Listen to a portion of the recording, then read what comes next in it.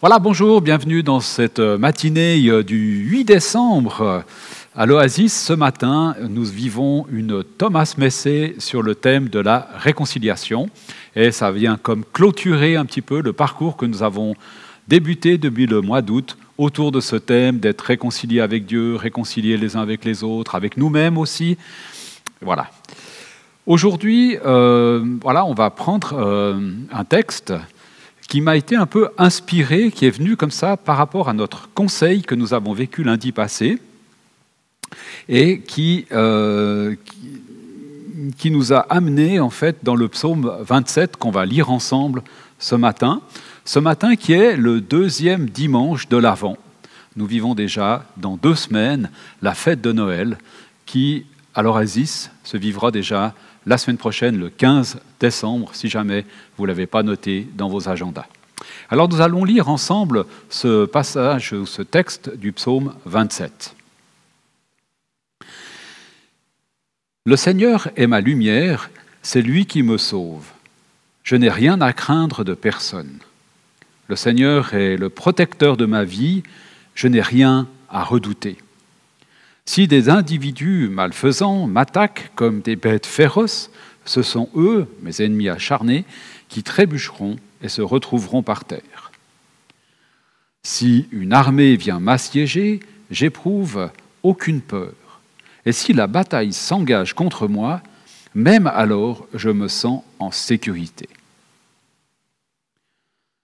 Je ne demande qu'une chose au Seigneur, mais je la désire vraiment. C'est de demeurer toute ma vie chez lui, pour jouir de sa douceur et prendre soin de son temple. Quand tout ira mal, il m'abritera sous son toit. Il me cachera dans sa tente. Il me mettra sur un roc hors d'atteinte. Alors je regarderai de haut les ennemis qui m'entourent. Dans sa maison, je l'acclamerai en lui offrant des sacrifices. Je chanterai et célébrerai le Seigneur. Quand j'appelle au secours, Seigneur, écoute-moi, accorde-moi ta grâce, réponds-moi. Je réfléchis à ce que tu as dit. Tournez-vous vers moi. Eh bien, Seigneur, je me tourne vers toi. Ne te détourne pas de moi. Ne me repousse pas avec colère, toi qui me secours. Ne me rejette pas, ne m'abandonne pas, toi, le Dieu qui me sauve. Si mon père et ma mère m'abandonnent, toi, Seigneur, tu me recueilleras. Seigneur, montre-moi la voie que tu me traces à cause de mes adversaires. Dirige-moi sur un chemin sans obstacle. Ne me livre pas entre leurs griffes, car de faux témoins m'accusent et cherchent à m'intimider. Que deviendrais-je si je n'avais pas l'assurance de voir la bonté du Seigneur sur cette terre où nous vivons? Compte patiemment sur le Seigneur, sois fort, reprends courage. Oui, compte patiemment sur le Seigneur. Un magnifique texte, très pertinent par rapport à aujourd'hui. Alors peut-être qu'on n'est pas dans la situation de David, roi d'un peuple, avec des armées et tout, mais néanmoins, je pense qu'il y a bien quelques éléments que nous pouvons tirer de ce texte pour nous aujourd'hui. Le premier, et qui rejoint peut-être ce temps de l'Avent, ce temps de Noël qui se prépare, le Seigneur, ma lumière. Et puis, cette deuxième affirmation de David, moi, m'a vraiment comme un peu percuté, de me dire, mais je désire vraiment, profondément, au plus profond de moi, je désire demeurer chez lui, chez le Seigneur. Et puis aussi cette aspiration, tournez-vous vers lui. Comme une réponse en fait à ce que Dieu propose, tournez-vous vers moi. Et puis David qui dit, je me tourne vers toi. Tournez-vous vers lui. Ça m'a fait penser à ce texte de Matthieu 28 où Jésus nous dit « Je suis avec vous tous les jours ».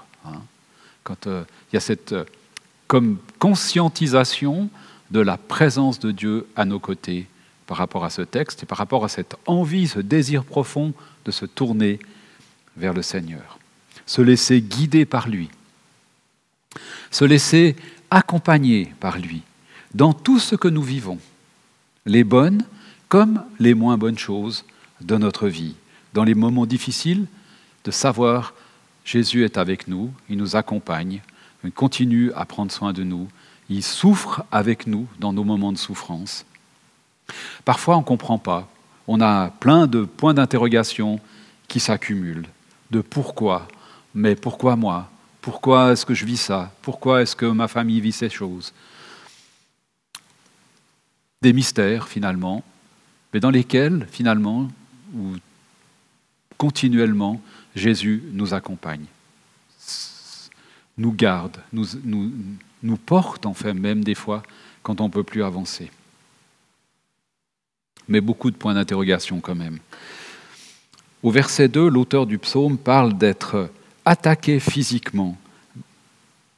Même dans ses luttes, David se sent protégé, sans que la présence de Dieu l'accompagne. Pourquoi?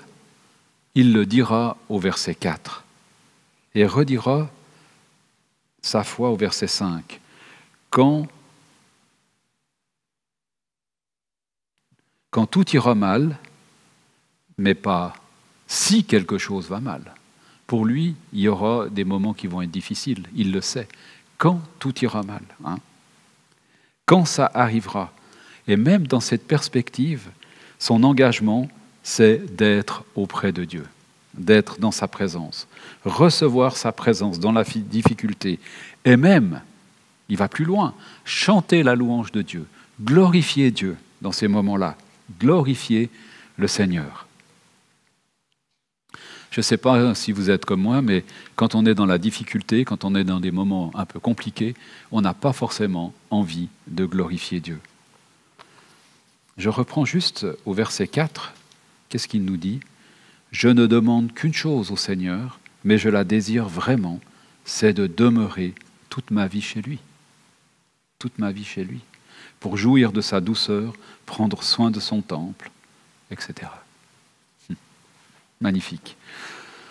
Au verset 7, David nous dit « Quand j'appelle au secours, écoute-moi » quand il parle à Dieu. « Écoute-moi, Seigneur, s'il te plaît. Accorde-moi ta grâce. Réponds-moi. » Au verset 8 se trouve une clé, je pense, importante, autant pour David, pour sa vie, que pour moi, pour nous tous, aujourd'hui. C'est une parole que Dieu nous adresse. Et comme je l'ai dit avant, il nous dit « Tournez-vous vers moi. Tournez-vous vers moi. Recherchez-moi, finalement. » Et David s'engage sur ce chemin. « Seigneur, je me tourne vers toi. Seigneur, je me tourne vers toi. » Avec foi, au verset 9. Et si je reprends le verset 9, il nous dira sa foi, il va nous parler de sa foi. Il conduit les malheureux. Hop là, pardon, j'ai sauté une page de trop. Je me disais, c'est bizarre. Au verset 9, c'est ce que je voulais dire. Ouais. Ne te détourne pas de moi, ne me repousse pas avec colère, toi qui me secours, ne me rejette pas, ne m'abandonne pas, toi, le Dieu qui me sauve.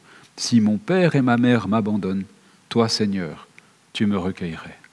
Même si ceux qui sont censés veiller sur nous, en tant qu'enfants, on a besoin de parents qui veillent sur nous, même si ce lien venait à se rompre, le Seigneur, lui, nous recueillerait.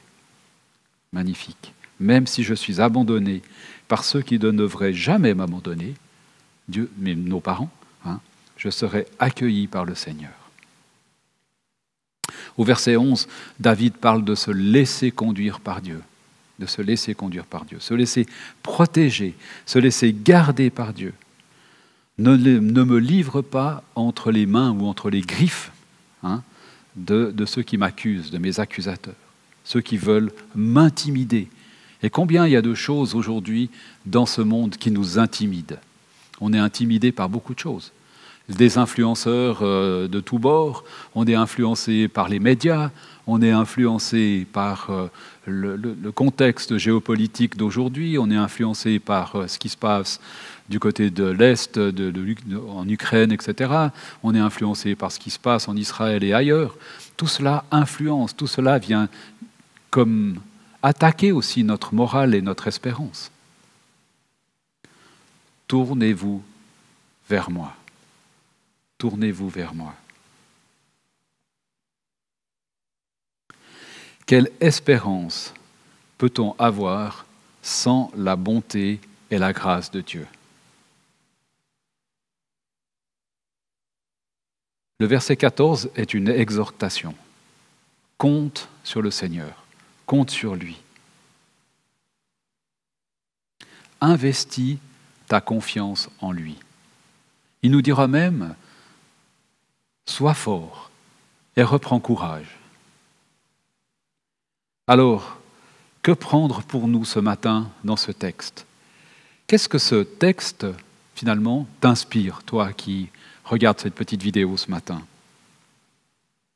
Est-ce qu'il est encore pertinent pour nous aujourd'hui, ou bien juste un beau texte qui parle d'une histoire d'un gaillard qui a fait confiance à Dieu? Est-ce qu'il peut encore aujourd'hui nous interpeller? Personnellement, ce qui m'interpelle, c'est l'exhortation à être fort et à reprendre courage. Je me suis posé cette question. Comment être fort aujourd'hui? Comment reprendre courage dans ce monde qui semble un peu comme, j'allais dire, partir en cacahuète? Est-ce que je vais compter sur mon compte en banque? J'ai les moyens, donc pas de souci. Je peux m'acheter ce que j'ai besoin ou même ce que j'ai envie. Est-ce que je vais compter sur mon assurance maladie? Si j'ai un pépin, voilà, je vais avoir des soins, le système hospitalier, etc.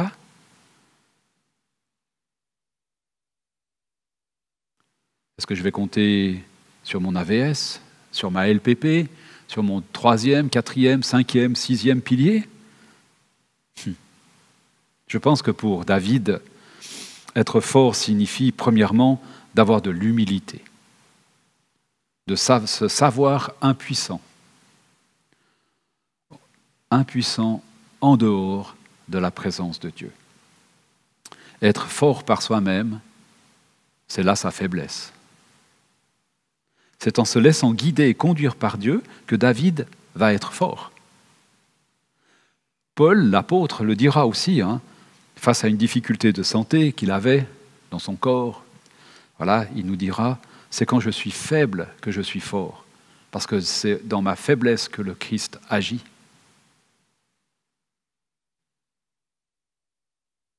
Paul et David ont été forts. Et c'est rien de mérité. C'est la grâce. Rien ne nous est dû. C'est tout par la grâce de Dieu. Son amour sans condition qui nous est donné. Rien à faire pour mériter cela. Peut-être une chose, cette invitation de Dieu, tournez-vous vers moi. C'est dans sa présence bienfaisante que l'espérance peut redevenir vivante. Nous n'oublions pas que nous avons affaire à Dieu, qui a créé tout ce que nous voyons, et même des fois aussi ce que nous ne voyons pas. À Dieu qui, par amour, nous a envoyé Jésus-Christ. Et nous sommes, comme je le disais tout à l'heure, 2 dimanches avant la fête de la naissance de Jésus. Dieu qui a lui-même ressuscité Jésus, alors qu'il avait donné sa vie sur cette croix, quand tout semblait fini, quand tout semblait perdu, quand tout s'était écroulé pour les disciples de Jésus, Jésus est ressuscité. Il est revenu à la vie. Nous avons affaire à ce Dieu de la résurrection. Ce Dieu de la résurrection. Et j'aimerais vous inviter, avant de conclure, à la prière. Seigneur, ce texte, il nous parle, il nous invite à mettre pleinement notre confiance en toi, à nous tourner vers toi, à nous laisser conduire par toi, à nous tenir en fait dans ce lieu magnifique de ton temple, de ta présence, où on peut te chanter, on peut te louer, on peut te prier, on peut te glorifier, parce que tu prends soin de nous, parce que tu nous accompagnes et que tu es toujours à nos côtés, même dans les moments difficiles, même dans les points d'interrogation, même dans tout ce qui nous semble aberrant, complètement fou. Toi, tu es là à nos côtés, tu continues à nous accompagner, tu portes avec nous nos douleurs, tu portes avec nous nos souffrances, nos maladies. D'ailleurs, tu as tout porté cela sur la croix en donnant ta vie pour nous réconcilier avec toi, pour permettre que notre vie soit, comme ce psaume nous y invite, un temps où nous sommes dans ta présence, où nous comptons sur toi, où nous savons que tu nous écoutes, que tu prends soin de nous, que tu vas nous répondre, que tu nous protèges, que tu nous gardes. Et oui, peut-être qu'on va, et sûrement même, on va un jour décéder. Mais là, il y a encore cette espérance que tu nous donnes, d'être tous les jours avec toi, auprès de toi, dans ce lieu merveilleux où il n'y aura plus de pleurs, où même la mort aura disparu, tu nous dis. Alors Seigneur, je te prie que nous tous qui avons eu l'occasion d'entendre ce texte aujourd'hui, nous puissions avoir à cœur, comme David, d'avoir vraiment cette intention de nous tourner vers toi et d'être dans ta présence, de rechercher ta présence, de vivre dans ta présence. Et de te laisser nous conduire, nous accompagner et nous faire du bien. Et puis que nous puissions, nous aussi, être porteurs de cette lumière, porteurs de cette espérance, porteurs de cette perspective de vie avec toi pour l'éternité, même déjà dans ce monde aujourd'hui. Amen. Alors oui, pour conclure,